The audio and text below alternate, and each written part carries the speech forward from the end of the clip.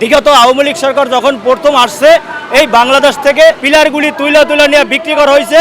এই বিক্রি করার পর এখন বর্জ্যপাতে 500-700 মানুষ প্রতি বছর মারা যাইতেছে।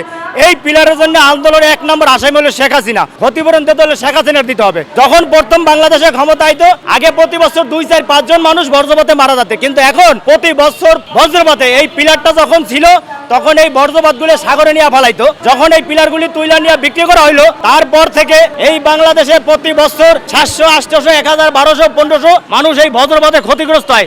সেই লোকগুলো আমার কৃষক, যার ধান খেয়ে এই বাংলার মানুষ বেঁচে থাকে, ওই কৃষক খেটে খাওয়া মানুষ মারা যাইতেছে।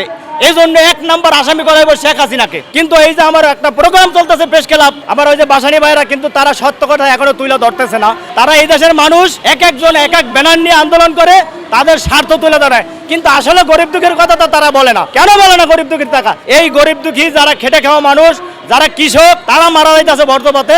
ছোটবেলায় দেখছি 5-7 জন মানুষ মারা গেছে, এর বেশি না। ব্রিটিশ সরকারের পিলার বসাই গেছিল, এই পিলার যখন তুলে নিয়ে বিক্রি করা হইলো, এই পিলার তুলে নেওয়ার পরে এই বাংলাদেশে এখন বর্জ্যপাতে প্রতি বছর 500-700, 1000 মানুষ মারা যাইত। এই পিলারগুলি খুঁজে ব্যথা হয়েছে যখন আওয়ামী লীগ সরকার প্রথম ক্ষমতা আইছে।